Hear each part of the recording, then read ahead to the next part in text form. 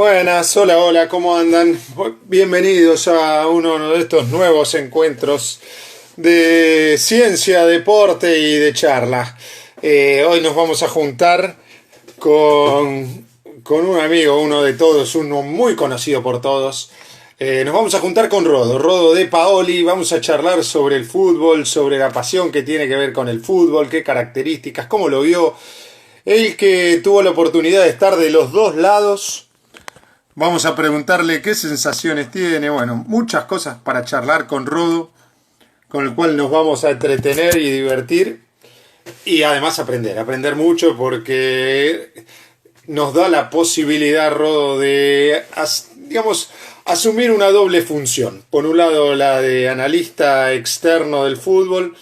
Por el otro lado, la función que él cumplió hasta hace muy poquito tiempo en Nueva Chicago. Así que ahí lo vemos a Rodo, que ya se unió. Le vamos a mandar invitación. A ver, Rodo.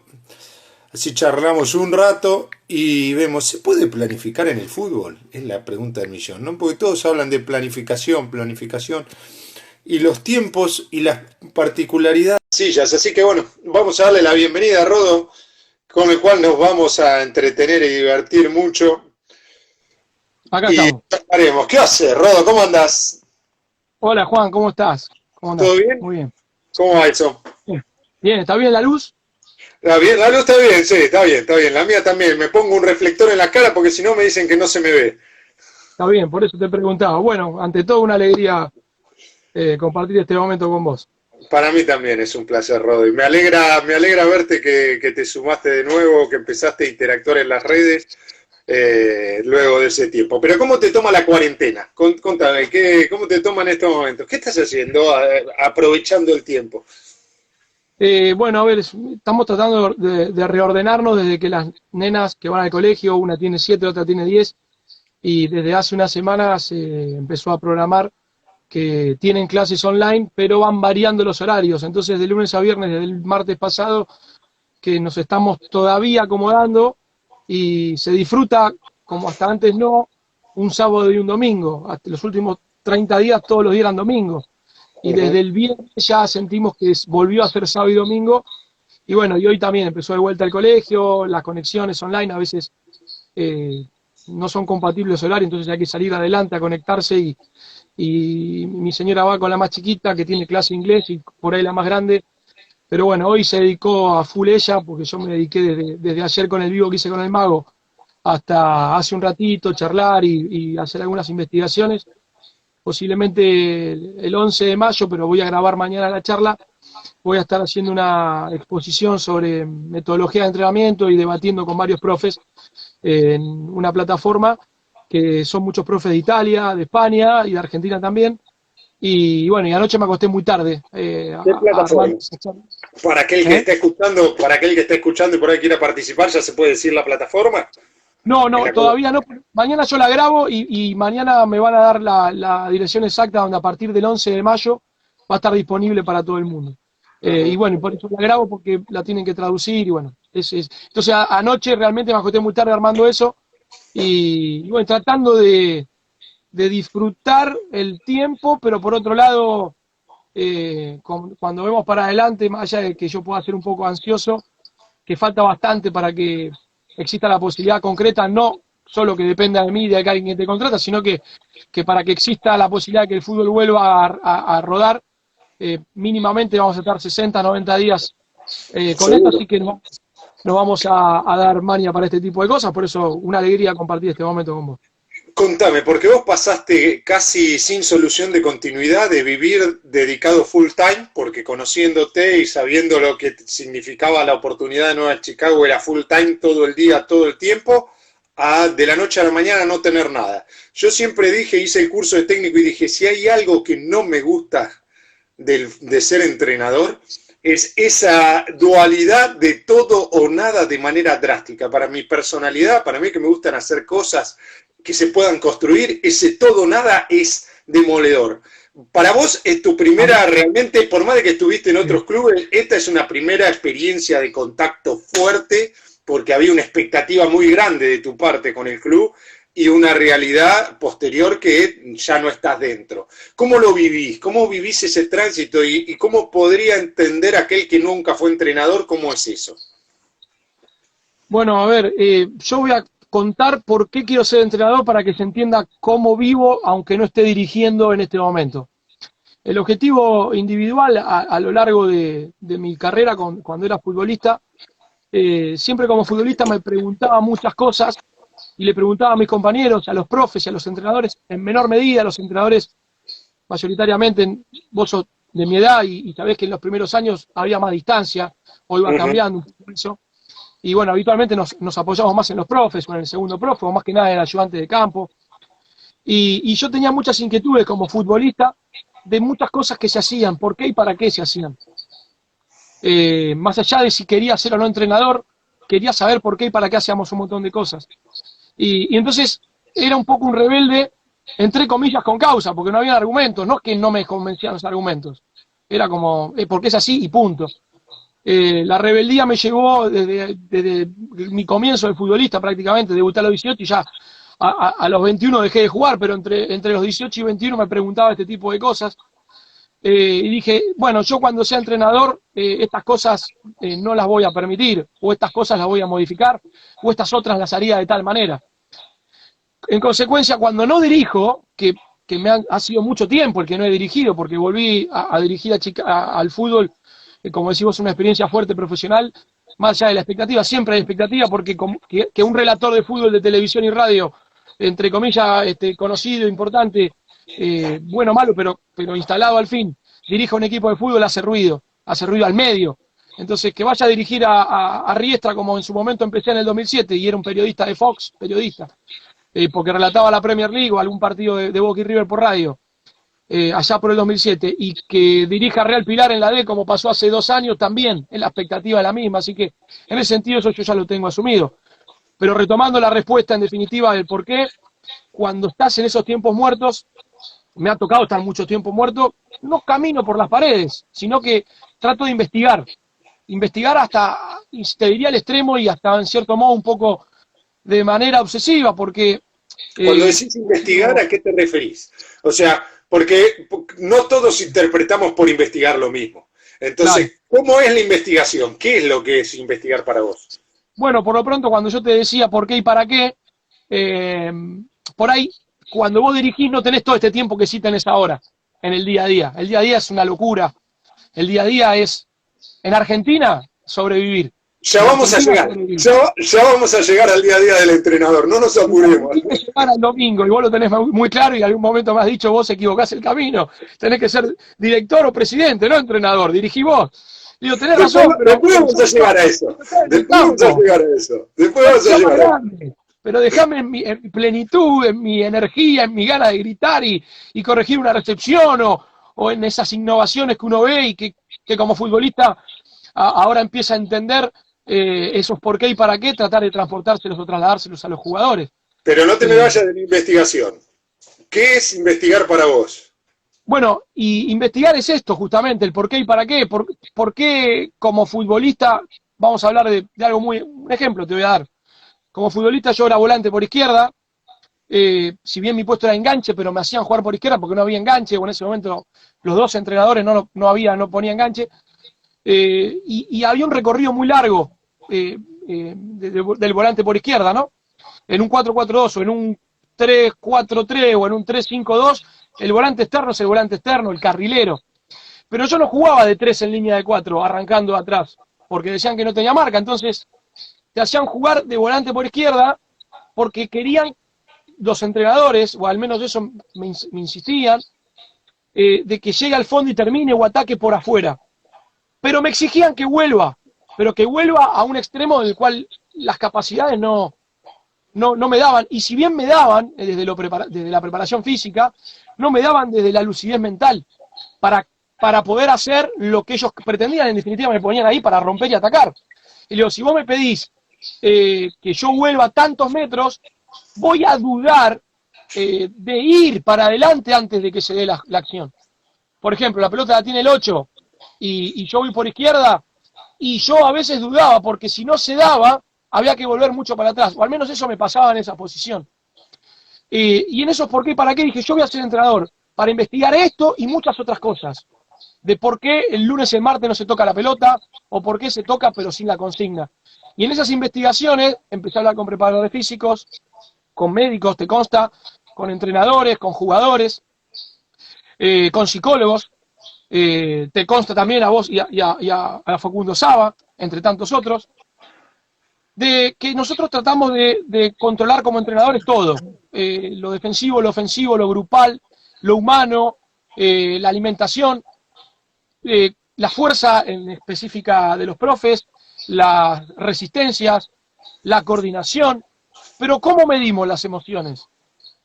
Entonces, ahí es donde yo te digo que esta investigación me lleva a esta locura de anoche acostarme a las 7 de la mañana tratando de preparar esta charla. Pero séme práctico, decime, yo ayer a la noche hice esto y esto. Bueno, anoche puntualmente estoy convencido que estamos entrenando algo que no sucede nunca en el partido. Bueno, o casi siempre. O sea, por ejemplo, los trabajos de reducidos de 4x4 con comodines, son extraordinarios y soy fanático de eso y de hecho ves entrenamiento de Sarri, ves entrenamiento de Simeone, ves entrenamiento de Guardiola, pero en ese fútbol sí suceden esas cosas. En el fútbol nuestro y en el del ascenso ni hablar, esas secuencias no se van a producir, pero no porque no solamente la cancha no esté buena, porque el jugador no tenga la técnica individual, sino porque es otro juego, es otro juego completamente distinto. Desde las emociones distintas, por algo a veces un jugador está en la lid por la cabeza, más que por la capacidad motriz. Te pongo un ejemplo, Centurión, por darte pensando en voz alta, con otra cabeza está jugando en el Manchester City. Es tan bueno motrizmente y tiene tanta impronta que le alcanza para salir campeón con Boca, jugar en Racing, entrar y salir en Lanús, entrar y salir en Vélez, y es un jugador de primera. Pero con esa cabeza posiblemente, por un montón de falencias de chico que tiene y que evidentemente el contexto del fútbol no lo ayuda, y esto acá no te van a andar haciendo caridad emocional. El chico para mí es uno de los mejores de la Argentina, pero no tiene esa cabeza de élite. Entonces, bajando al terreno de lo que te dice anoche, yo te pongo un ejemplo, trabajamos reducidos. ¿Para qué? ¿Para que después veas Chicago Platense y no haya 5 pases seguidos? El otro día hablaba con el profe Coan en este ciclo de charla de las 6 de la tarde de Ciencia del Deporte y hablábamos sobre el libro de Casamichana, el preparador físico español actualmente en la Real Sociedad, que escribió un libro simplemente justificando las distancias sobre superficie y cantidad de jugadores para entender qué área funcional física se trabajaba. Si te agarra un preparador físico te diría, bueno, yo trabajo, pero no para que esa secuencia se replique, sino para que haga un trabajo inespecífico y después pueda utilizarlo. Me entendiste perfectamente. Porque de hecho, en su momento, cuando Juan Manuel Alfano era el preparador físico de Bianchi en el 2013, me acuerdo, teníamos muchas charlas y muchos debates, donde yo le quería explicar mi experiencia chiquita, pero experiencia al fin dentro de la cancha, lo que yo sentía y las dificultades que yo tenía, y él desde sus investigaciones y sus éxitos, porque el profe ha sido profe de Cooper en la Champions, estuvo a un segundo de ser campeón de Europa, o sea, ¿qué más que eso? Pero el tipo desde su investigación, como decís vos, como decís el profe de la Real Sociedad, que te decía Alejandro Coan, a quien también he charlado mucho con él, te va a decir, bueno, sí, este trabajo es para esto. Y yo te voy a decir, mirá, en esta investigación que yo te digo, nosotros luchamos contra el tiempo. Yo estoy convencido que con tiempo sale la cabeza del agua y hay luz en el túnel, en el final del túnel. Pero nosotros no tenemos tiempo, porque si perdés 4 partidos seguidos o 3, te echan o te vas. Y en el medio de sobrevivir, como yo digo, tenemos que ingeniarnos y abrir la cabeza. Te pongo otro ejemplo. ¿Por qué yo, siendo entrenador argentino de Merlo en el 2008, entrenaba mucho más el factor humano que el juego en sí, y el equipo ganó 8 partidos seguidos? ¿Y por qué? Acá trabajé mucho más el específico del juego y no pude trabajar tanto el humano por una cuestión de vínculo, por una cuestión de conexión, de impronta, de tiempos. Y si vos me decís, ¿soy mejor y trabajé mejor? Sí, ¿Y por qué no gané lo que gané allá? Porque nosotros trabajamos con personas que son todas distintas, en momentos distintos de su vida, que además juegan al fútbol y que tienen que ganar el fin de semana. Entonces, sin perder de vista el factor humano, desde ahí, esa para mí es la base, o mejor dicho, en un envase te pongo el factor humano como las dos tapas del sándwich dentro del contenido. Si nosotros descartamos esa tapa del sándwich, el sándwich nunca va a ser sándwich y se va a derramar el mejor contenido que le pongas. Y estamos a manos un poco de, ya de por sí el juego, no deja de ser un juego con azar, tiene un factor de azar muy grande, ¿no? Sí, ahí Aarón decía, vos tenés que ser presidente de Chicago. Ya vamos a llegar a los momentos de la charla, momentos de la dirigencia. Una charla que tuvimos largo y tendida hace un par de años atrás. Pero antes de meternos en eso, me gustaría, ya hablaste un poco de lo que es la dinámica y lo que te pareció el tiempo del entrenador y por qué. Ahora, en lo específico, vos decís, bueno, me fue bien en Argentino de Merlo, me fue bien en Fénix y ahora no me fue bien en Chicago. ¿Por qué? ¿Qué es lo que faltó? ¿Qué es lo que no cuajó? Bueno, te voy a dividir lo que es no irme bien y qué es no irme bien. En los resultados, cuando rearmé el tablero, el Lego, el rompecabezas a partir de enero, me preparé, incorporé, preparamos un nuevo cuerpo técnico, modifiqué jugadores, y los resultados fueron buenos. Sacamos el 50% de los puntos, empatamos 3, ganamos 1, y descontamos esos 5 puntos que era el objetivo. ¿Por qué te vas? Porque yo esto no lo hago solamente para ganar, lo hago para progresar, lo hago con un objetivo de vida, lo hago para dejarle algo a las personas. Yo creí que en ese contexto no le podía dar más nada a ese grupo de personas, y que incluso les podía hacer mucho daño si seguía estando como entrenador, porque yo ya estaba sobrepasado por la situación de alrededor mía que podía afectarle a ellos. Por eso di un paso al costado. Y vos me decís, ¿te fue bien de lo deportivo? Desde los resultados sí, desde lo que yo busco no. Por eso di un paso al costado. En el proceso anterior, que fue, ni bien asumí, donde apenas ganamos un partido y perdimos 4, perdón, y después hubo muchos otros empates, ahí donde yo traté de modificar, donde tuve problemas porque no había estructura, donde tuve que lidiar con jugadores que no sabían por qué y para qué iban, los desafecté, di una lista, incorporé otros me hubiesen gustado que sigan, y se fueron y quedé como que los eché, y yo no puedo vivir dando explicaciones, me di cuenta que esto era así, y repaché en el medio del río. Y ya te digo, repaché y fue bien, y sin embargo en el momento que mejor salió lo deportivo, yo dije, no, pará, yo yo busco otra cosa, no es ganar, ¿y qué? ¿Y después qué? Porque el día que pierdas te van a echar. Bueno, prefiero no molestarlos y dejar de incomodar a estos chicos que necesitan esa locura mía, pero con otra energía. Yo ya no la tenía esa energía. Hablaste del contexto y es algo que la gente mucho no dimensiona. Lo destacaste con el factor humano por un lado y ahora lo hiciste también la mención en el medio del relato de la parte de entrenador.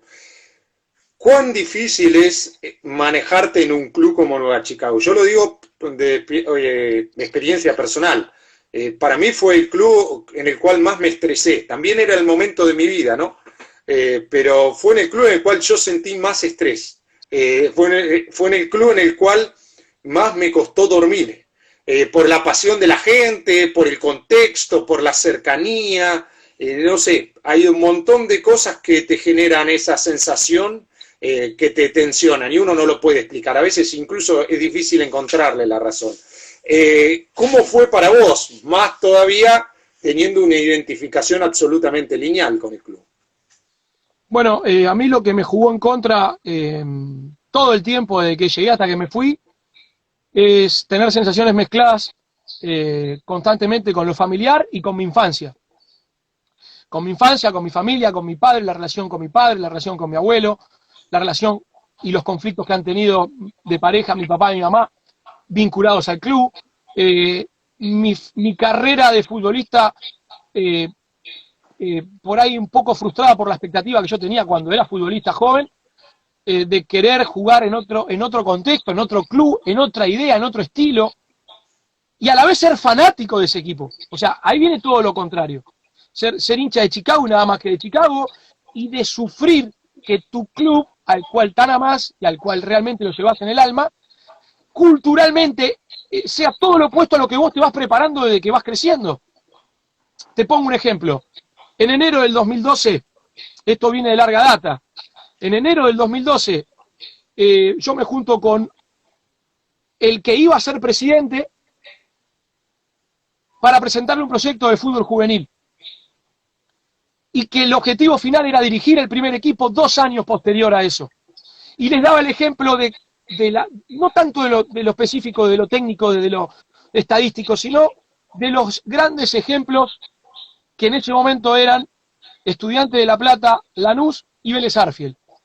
Y ese muchacho se enojó y me dijo, cualquier cosa menos Vélez, los de Vélez son todos putos. Y le dije, vos no entendés nada, vos vas a ser el presidente. Y eso desembocó en que 6 meses después Chicago ascienda al Nacional B, a los Chicago. Pero un mes después de esa charla que yo tuve con este muchacho que es fanático como yo, que aprecio mucho, pero que en ese momento era presidente, me dijo, vos Vélez no me lo ponga de ejemplo. Terminó dejando de ser presidente porque se le rompió, le explotó la interna de la barra dentro del polideportivo. Hubo muertos y hubo el problema que Chicago tuvo de jugar a puertas cerradas y terminar ascendiendo de manera a lo Chicago, como yo siempre digo. Entonces esto viene de siempre. Pasaron 7 años y sabía interiormente que el club, que es mi casa, me iba a dar esa posibilidad. Pero después se me tocaban los dos polos. A cualquier precio no, porque si yo lucho por un objetivo personal y que en la ilusión está que mi club, el club de mis amores, tenga un colegio, en ese colegio tenga un comedor, haya inclusión, que no solamente se sientan orgullosos de ser los villeros de la zona, porque el establishment los discrimina, sino que empezamos a tener más amplitud, y esto ya va más allá de lo futbolístico. Y ahí empecé a tener esa contradicción. Evidentemente no es en mi club el lugar en el cual yo me tengo que proyectar, pero a la vez yo tenía la necesidad de irme a dormir. El día, si yo mañana me muero, estar tranquilo de que lo intenté dentro de mi club. Que hoy Gonzalo Micheli tenga otra perspectiva a la que no tuvo en esos 12 años. No digo que sea mejor o peor, pero al menos la que yo hubiese querido tener como futbolista formado en mi club. Eso fue un poco lo que terminó pasando, y ese es el contexto en el cual vos estás hablando, que a vos te tocó vivir, porque contarle a la gente que cuando llegaste a Chicago, armaron un equipo para no descender, no para ascender. Por eso la presión que paradójicamente arrancaron perdiendo 6-1 y terminaron ascendiendo de punta a punta en un reducido. Entonces, en menos de 4 meses, a los Chicago, perdieron 2 partidos por 6 goles, y de golpe salieron campeones de punta a punta.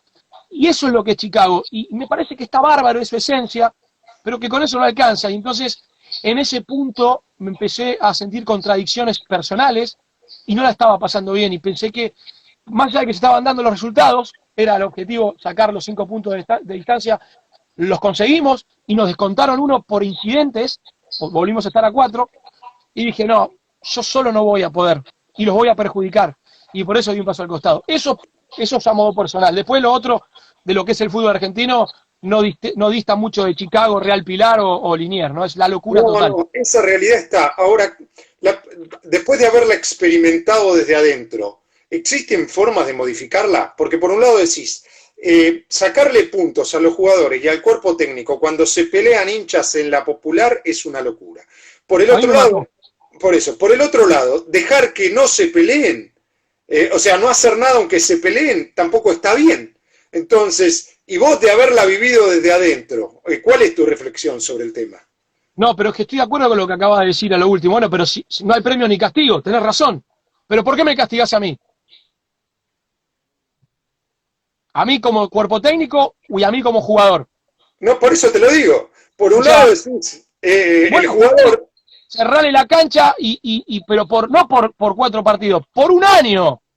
Pero lo deportivo no va de la mano con lo que pasa. Evidentemente sí, porque nosotros vivíamos ahí. Y ese es el aire que se respira todos los días.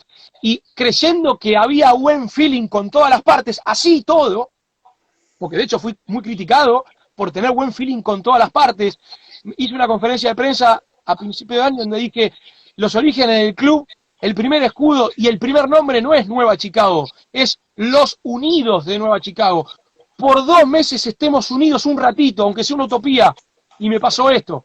Entonces, me desbordó la situación de que me di cuenta que yo no iba a poder, por más que se siga ganando o no, y me iba a afectar lo emocional más que lo racional, y tomé la decisión de dar un paso al costado, en el cual no me arrepiento, en el cual me parece a nivel personal que fue la mejor experiencia que viví, porque Perazo cuando me abraza en ese partido con Temperley, me dice, estás haciendo un curso en Harvard, si vos dirigís a Chicago en esta situación, estás preparado para dirigir en la Luna. Bueno, creo que es un poco lo que ha pasado en esta experiencia. ¿Y qué reflexiones te quedan a vos? O sea, ¿realmente es Harvard? ¿Por qué?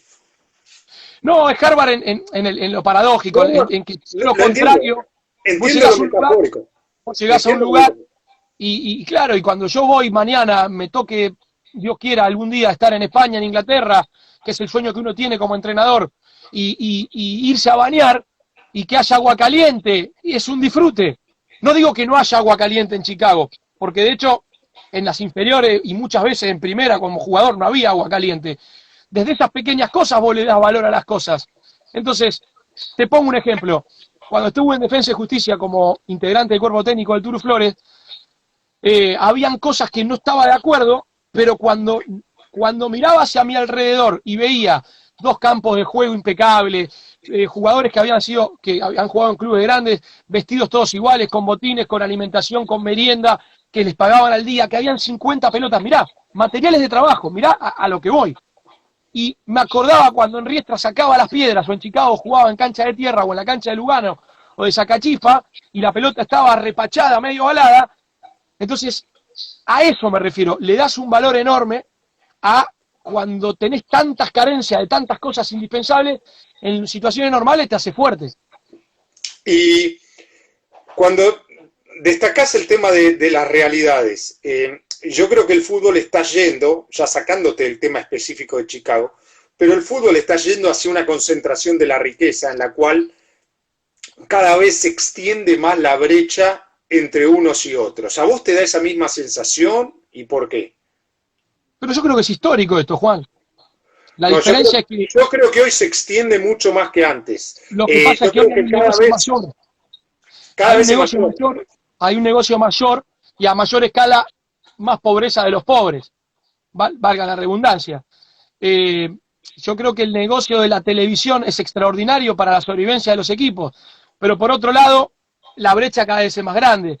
Y ahí me parece que tiene que haber una modificación profunda de que ojalá a veces en grandes crisis como esta, la pandemia que estamos viviendo, le vamos a dar más valor a la vida, más valor a tomar aire, a comer un asado, a darnos un abrazo, al tiempo libre, al dar una vuelta a manzana, a algo que te cansaba y te das cuenta que no te cansa porque es tu vida. Yo digo que no sé si suprimir los descensos en una situación de emergencia o dividir todos por igual por un tiempo, por ahí nos da una evolución. La palabra evolución es la que yo inculco todo el tiempo, porque vos me decís, ¿por qué querés ser entrenador? Porque quiero enseñar lo que a mí no me enseñaron y quiero desde mi lugar, mi pasión por la pelota, modificar desde adentro cosas. Bueno, acá los dirigentes van a tener que modificar desde adentro cosas como lo son y buscarle la vuelta a un reglamento interno que evidentemente es utópico. Fíjate que en la Superliga, cuando se quiso aplicar ese reglamento que tanto pedían, volvieron a foja cero. O decir, pero en Estados Unidos no hay la Major League Soccer no hay descenso, entonces es otra cosa, es un show.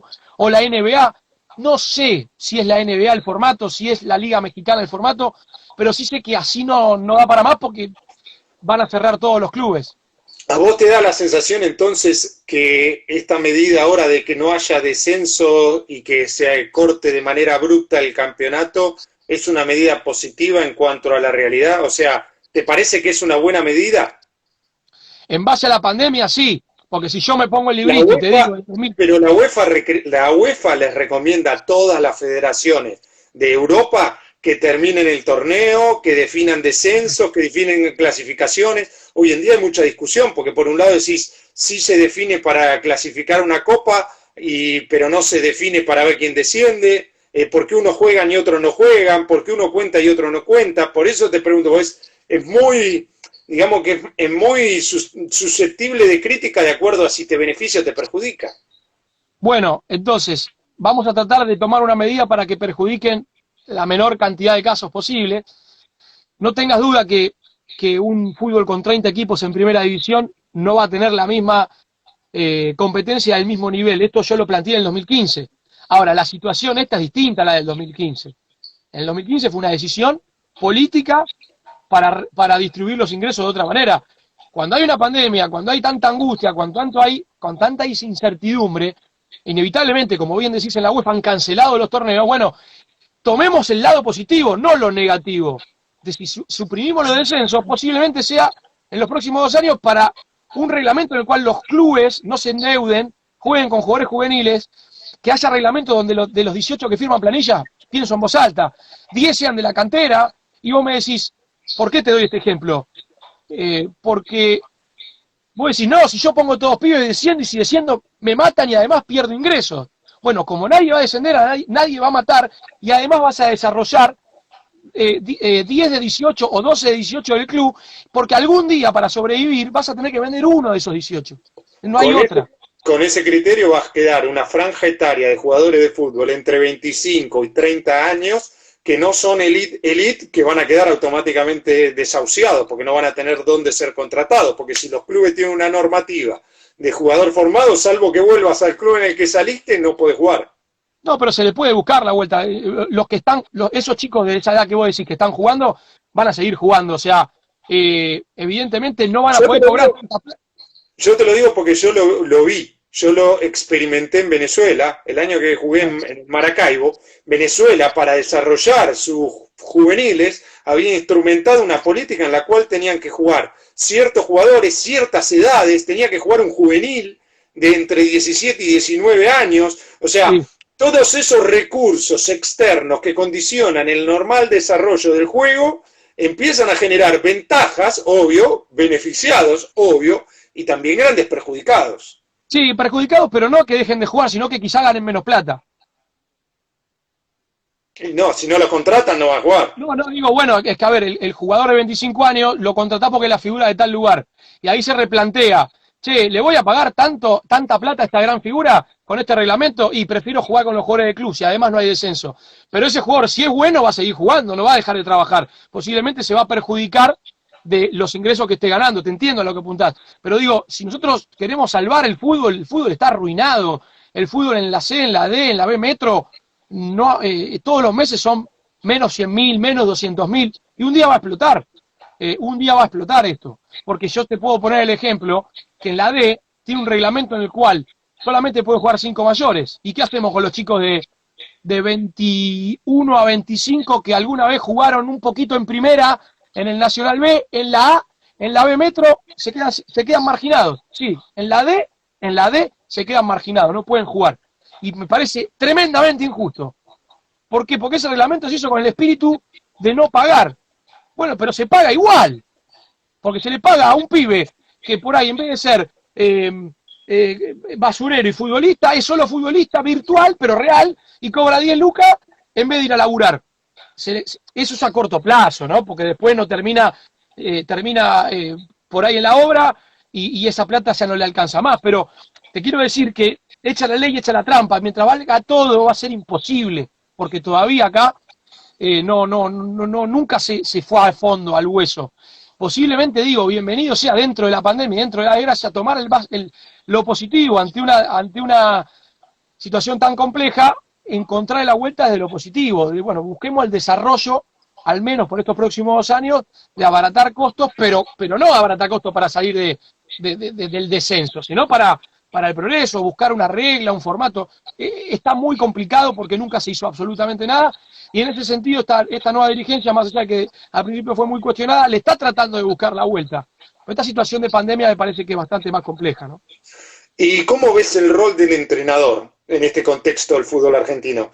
por las dificultades, por la poca nucleación que tienen, porque cada uno está disgregado, porque es difícil el fútbol argentino en cuanto a las salidas, a los ingresos, a las desvinculaciones. El rol, ¿cómo lo ves? Porque a mí me llama la atención que tengamos tantos entrenadores en tantas partes del mundo y acá y difícilmente los que le va bien quieran volver. Sí, no, lógico. Mirá, yo pongo el ejemplo que Sampaoli, La Volpe, Bielsa, Bilardo, te estoy hablando de consagrados, Bausa, Gareca, tuvieron que ir afuera a ganar para después volver, no al revés. Por ahí el ejemplo es Bianchi y Menotti o Lorenzo, pero el 80% de los grandes entrenadores, incluso Simeone que después de su mala experiencia en San Lorenzo, donde ya entraba en la bolsa del montón, termina yendo al Catania y desde ahí se reconstruye. Entonces, si los grandes entrenadores de la historia del fútbol argentino, Casa Herrero, Cuchillo de Palo, ¿qué queda de los mortales? Yo creo que eso es porque el rol del entrenador para el dirigente es inexistente, que dirija cualquiera. Que dirija cualquiera, total, si gana sigue y si pierde que se corra, no importa. Y posiblemente, ahora voy a ser más profundo, vos fuiste futbolista y me lo vas a entender. El futbolista lo ve como jefe de turno y no como profesor de momento a futuro. Lo ve como jefe de turno. Alguno más, otro menos. Es el jefe de turno. Y el jefe de turno es un poder inestable. Entonces, ahí es donde, por eso hay tantos entrenadores que los echan, y todos son iguales, todos somos iguales, todos somos parecidos, todo tiene que ver mucho más con el cortoplacismo y con el resultado corto que con el contenido y la experiencia.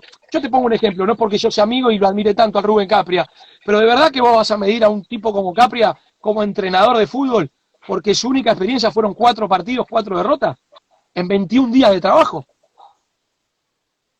Bueno, se lo mide así, evidentemente. Entonces, si vamos a hacer un debate profundo, posiblemente me he tenido la posibilidad de charlar con Guardiola, y yo siempre digo que en la charla que he tenido con Guardiola, al tipo que más cercano me cae, ¿viste cuando decís, este jugador se parece a fulano? Bueno, ese es el Mago Capria, y Guardiola es el top de la historia, y el Mago no está en el bolillero. Entonces digo, ¿por qué? Porque acá la autoridad del entrenador, para el jugador es el jefe de turno, y para el dirigente, en su mayoría, es el tipo, el economista de turno del presidente que venga a hacer el plan de salvación. Si no va, viene otro. Fíjate que el ministro de Economía de Argentina es el mismo rol que el entrenador. Te escucho a vos en este ciclo de charlas, la semana pasada o la otra estuve con Martín Mackey, ¿viste? Sí, el que fue del Ladar, del rugby, originariamente del rugby, después coordinó toda la parte de inferiores de Newell, después se fue al básquet. Y él me hablaba como que la construcción en el fútbol, que después replica en otros deportes, pero muy marcadamente en el fútbol, venía con esto. Venía con, yo quiero una cajita que me dé resultado, no una metodología, si no me da resultado, saca la cajita y traigo un rectángulo, si el rectángulo no sirve, saco el rectángulo y traigo un círculo, si el círculo no sirve, ahora, ¿qué quiere? No importa cómo sea el éxito, simplemente quiere que se llene completo, que esté completo y que todos estén contentos porque está la pieza completa. Y te escucho a vos y escucho más o menos la misma construcción, pero vos que sos un hombre del fútbol, porque yo lo charlaba con él, y él al tener una experiencia de otros deportes hacía una comparativa. Vos sos un hombre del fútbol. ¿Vos creés que esto, con una hipótesis de construcción de clubes, de sociedades anónimas, mejoraría? Porque yo soy un detractor absoluto de esa hipótesis. Pero hay mucha gente que me dice, pero mirá que tiene sus virtudes, porque una de las virtudes es que podrías trabajar a largo plazo. Es más, un tipo llegó a decirme, mirá, si los clubes fueran sociedades anónimas, vos no te hubieses ido nunca de los lugares donde estabas. Porque no estaba sometido a la política, dice, pero te mata la política, y en la política empiezan a terciar otras cosas. ¿Vos cómo lo ves?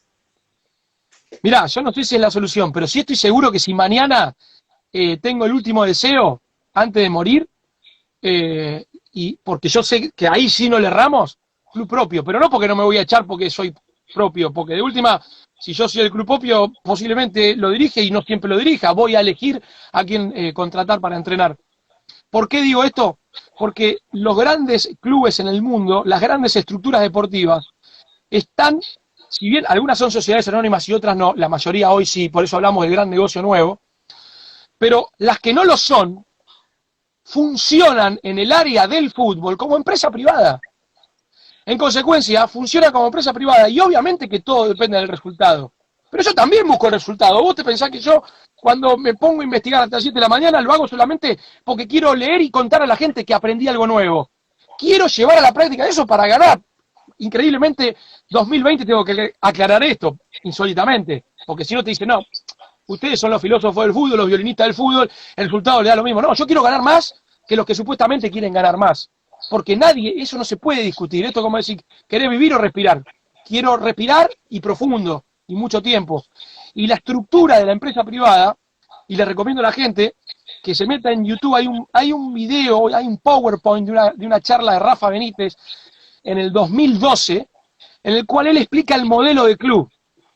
Y en la explicación de un tipo como Rafa Benítez, entrenador consagrado de Europa, explica que si no hay estructura de empresa con el modelo de administrativo / deportivo, no hay resultado. Entonces estamos hablando de una bicicleta con una rueda pinchada que le ponemos el parche y la llevamos a la gomería, a armar una moto con airbag. Estamos hablando de dos cosas totalmente distintas. Entonces, también yo vivo en Argentina y yo trato de trabajar y adaptarme a lo probable de lo posible. Es posible, todo es posible. Ahora, ¿qué es más probable? Que me venga a buscar un club y me diga al tercer partido, che, mirá, si seguimos perdiendo te voy a echar, ni hace falta que me lo diga. Y entonces, el jugador lo sabe, posiblemente empecemos a resignar un montón de cosas que corta con el proceso evolutivo. ¿Se entiende más o menos a lo que apunto? Totalmente se entiende. Ahora, el fútbol argentino podría tener esa construcción. Es cierto, me vas a decir, Talleres tiene una dinámica que podría, no es una sociedad anónima, pero está sí, cerca. Pero casi que lo es. Claro, en algunos lineamientos está Defensa bastante y justicia, cerca. sí se puede. Defensa y justicia es otro ejemplo.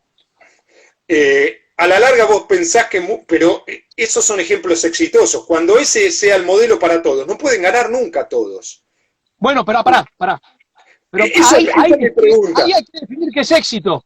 Porque lo hablaba ayer, nosotros cuando... Ganar es crecer, es construir un crecimiento constante. No es salir campeón. Yo no dije no salen campeones todos. Claro, dije no ganan. Ganar es superar las expectativas. Y la realidad es que superar las expectativas, superás un tiempo, otro, pero no las pueden superar todos. Entonces el problema es, cuando compite uno que tiene un cimiento parecido a una empresa, puede empezar a tener ventaja sobre los otros. Ahora, cuando son todos iguales, va a haber algunos que trabajen mejor que otros. ¿Qué haces con los que trabajen mal y vos sos el hincha y no los podés echar?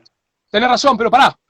Pero supongamos que en ese resultado, dentro de que los otros mejoraron y te ganaron, te superaron 19 sobre 20 y vos perdés. Pero la estructura del club, esto es lo que hay que apuntar. La estructura del club, ponele que sea un descenso. Tiene patrimonio, no tiene déficit, tiene preparación, tiene base, tiene colchón, tiene poder de reventa. Un jugador que juega en un modelo de metodología de juego, donde hay pasillo interno, donde hay recepción, donde tiene mejor toma de decisión porque hay más opción de pase, donde hay más presión tras pérdida en menor tiempo, ese jugador va a valer algo que en otro contexto no va a valer. Preguntale a cualquier club, del Nacional B a la D, ¿cómo hace para sobrevivir? No sobrevive. ¿Sabes cómo sobrevive? Porque vive en Argentina. Con la plata de la televisión arman un equipo para no descender. Por eso es un círculo vicioso. Ahora, si todos funcionan como Lanús, como Vélez, con altibajos, como Lanús, como Vélez, con altibajos, con Estudiantes de La Plata, como ahora Racing este último año, ni hablar de Defensa y Justicia, Talleres de Córdoba, pero vos me decís todos, Juan, en la Argentina hay 90 clubes, yo no llego a nombrarte 10, empecemos por algo, estamos a 20 años luz, entonces, si hay un 5% de la torta, el otro 95% va a seguir sufriendo y padeciendo todo esto. Yo creo que si algún día a ese equipo le toca perder, el fútbol es un negocio, y no podemos dejar de reconocerlo, que ese negocio sea lo más factible, poder ser más financiero, que el problema sea financiero y no económico. Hoy el problema es gravísimo económico. Vos le preguntás al presidente de Chicago cómo hace para sobrevivir tiene que conseguir él de su bolsillo o a gente alrededor plata todos los meses. ¿Cómo está Chicago hoy al mes? Y está 300.000 pesos abajo todos los meses. Un día va a explotar la bomba. Más allá de si va primero o último. El resultado deportivo es lo que yo tapa todo. Vos fíjate lo que te expliqué hace un rato. Enero del 2012 me dijo, no, yo no quiero ningún proyecto, se mataron los Barra y Chicago ascendió con Chacarita por ese penal que tapa Monshort. Y el resultado tapó todo. Entonces, es inviable un fútbol sin estructuras. Esto es jugar a la figurita, es jugar al truco, jugar a la play un rato y por ahí alguno tiene la memory card y edita a un jugador y te gana haciendo trampa, el azar, el árbitro, pero somos todos mortales, por eso digo que mis ideales están en un lugar donde venga un tipo, como mañana seas vos el gerente del Necaxa o del Alavés o de Vélez y me digas, mira Rodo, sabés que el fútbol argentino es muy competitivo, tenés 10 partidos, pero tengo 10 partidos. No tengo 4. Y posiblemente si yo solo perdí 5 al hilo, me voy a ir. Pero quédate tranquilo que del 5 al 10, venga quien venga, algo en base a lo que estamos trabajando vas a dejar. Y sobre todas las cosas lo económico, vas a vender un jugador. El fútbol sobrevive ante la venta de los jugadores. Y no hay venta de jugadores, ¿por qué? Porque no lo producen. ¿Por qué? Porque el presupuesto en una empresa va al revés. Vos, la plata que vos incorporás, en vez de invertirla para producir, la gastás. Perdés y te endeudás. Es infinita la deuda. Es imposible, es inviable. En ese contexto, y ya teniéndolo claro, aún así a vos te gusta más el hecho de estar vinculado linealmente con un club en el rol de entrenador que mirarlo desde afuera. ¿Cómo ves tu escenario futuro en esa realidad? Ya me dijiste, ojalá algún día aparezca un gerente de un club que sea ordenado, prolijo y que te dé un tiempo. Pero la realidad es que en la Argentina es difícil. Y vos por ahí tenías, lo que yo siempre valoro, que vos tenías una posición absolutamente de confort. Si no eras el número 1, estabas entre los 3 relatores más importantes de la Argentina en ese momento. En el momento en el cual decidís saltar, sacar los pies del plato y meterlo en otro plato. Y el otro plato es un plato con estas características que venimos charlando hasta ahora. La pregunta del millón es cómo ves el futuro, ya a modo de cierre dentro de esta charla, porque ya abordaste al club, abordaste a la profesión, te abordaste vos inserto dentro de esta profesión. Bueno, ¿cómo es el futuro, no? Pero Juan, esto lo hemos hablado antes de que yo agarre Chicago y yo lo tenía claro esto, o sea, no es novedad para mí esto, no es sorpresa. Esto es parte del aprendizaje y parte del camino. Yo veo que hay un camino que en el fondo hay luz.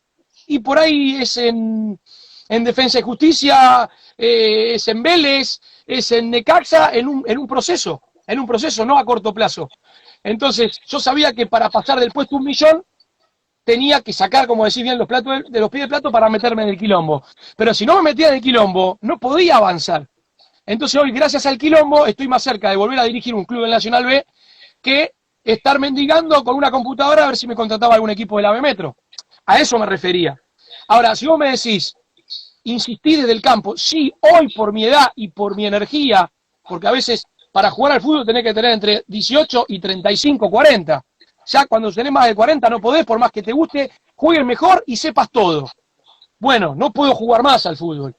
Para entrenar tenés que tener entre 40 y 50, entre 40 y 60, ni menos ni más. Y yo estoy en esa edad. Si vos me decís mañana, o se dio, soy el manager, el presidente, el director ejecutivo, bienvenido sea porque hice todo el recorrido en la empresa. Empecé tirando cables, fui fletero, fui bufetero, después fui secretario del jefe de área, y voy a estar más preparado para cuando sea el jefe. Ahora, hoy mi necesidad por el día a día, por mi energía, por mis ganas, son estas, estar en el campo. Dentro de 10, 15 años seguramente que no, por más que me vaya muy bien o no. Y acá me pasó lo mismo como relator. Nosotros, si nos morimos mañana, yo no quiero decir, no es que sienta la muerte mañana, digo, pero que haga un balance en el cual es muy corta la vida. ¿Y qué voy a vivir esperando el escenario?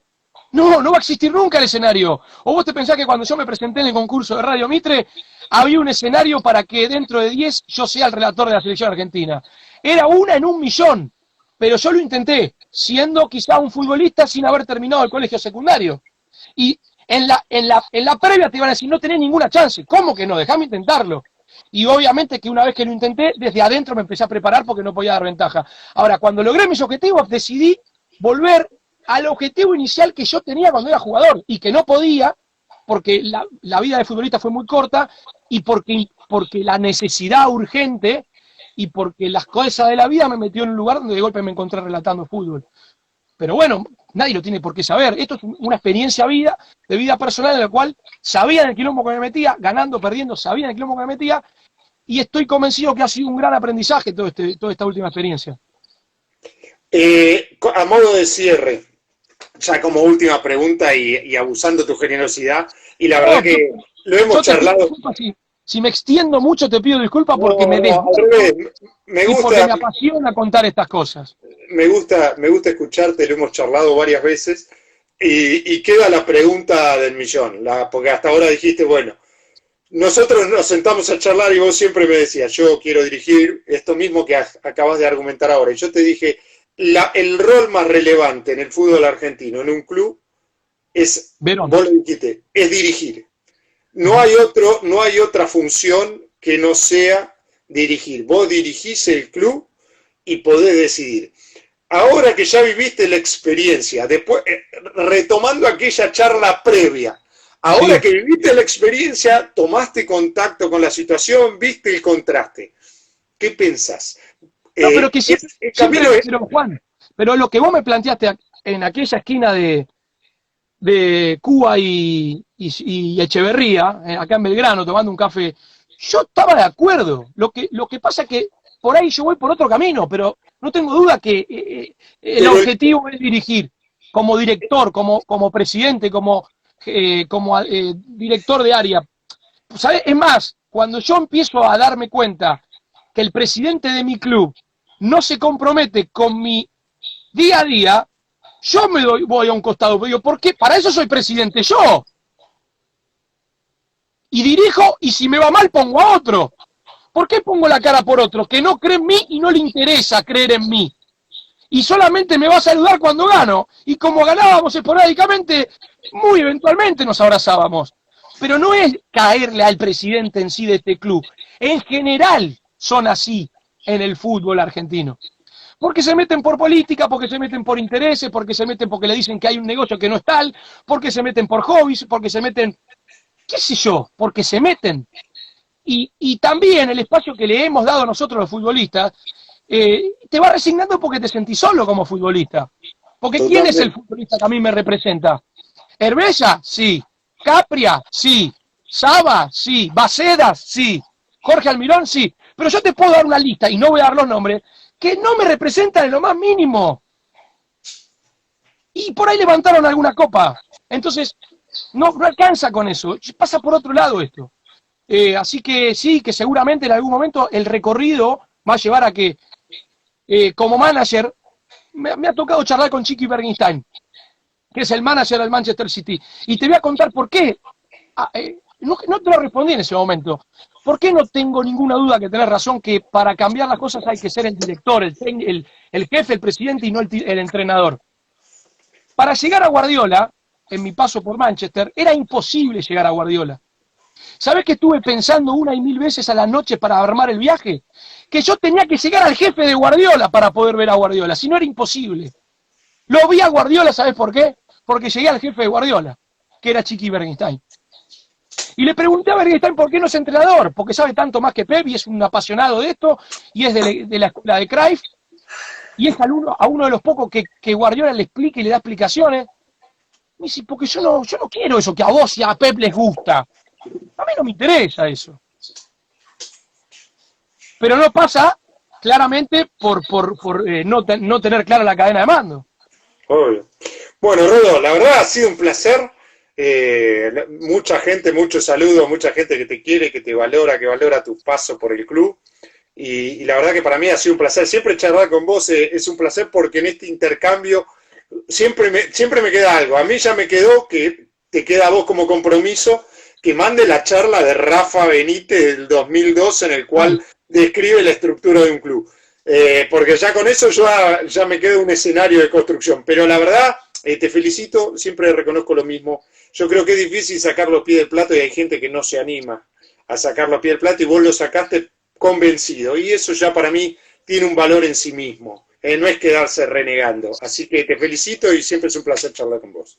Bueno, te agradezco las palabras, sé que lo decís de corazón, que es mutua la admiración, que alguna vez te crucé en la Feria del Libro y medio te di un impacto violento de la situación en la cual te estabas metiendo, porque tu carrera es y era en ese momento también muy buena, y estabas avanzando en esto de que era comentar, en ser panelista de programa deportivo, y te encontraste conmigo en el 2003 y yo te di un panorama que también 7 años después no me puedes decir que no te advertí cómo era, y te dije, yo ya lo viví, no quiero vivir más esto, porque si yo no siento esto, yo sentía la ilusión que vos también tenías, de analizar un partido, de hablar un partido, de explicarlo, de sentarse, de investigar, de charlar con los protagonistas, y obvio que se puede, pero en ese contexto en el cual estaba, yo lo veía hasta absurdo, hasta que, de hecho, fíjate que no trabajo en ningún programa de radio, ni de conductor, ni de panelista, ni de analista, ni de televisión,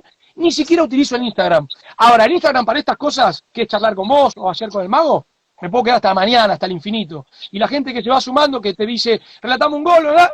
Que se empiece a ir o que empiece a escuchar y decir, che, ¿qué está diciendo este loco? Ah, porque la gente no sabe quién soy, y no tiene por qué saberlo. Sabe que hay un loco que trata.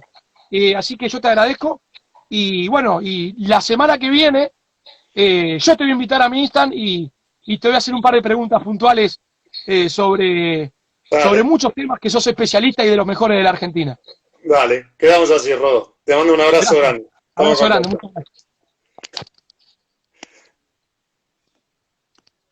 Excelente, bueno, hasta acá llegamos con la charla. Ha sido un placer compartir con Rodo este momento. La verdad que todos hemos aprendido. Quedan un montón de cosas. No se vayan, quédense. Mañana, 6 de la tarde, en este ciclo de charlas de Ciencia del Deporte, vamos a charlar con una futbolista de élite. Así que quédense ahí, mañana nos vemos y espero que lo hayan disfrutado tanto como yo. Fuerte abrazo.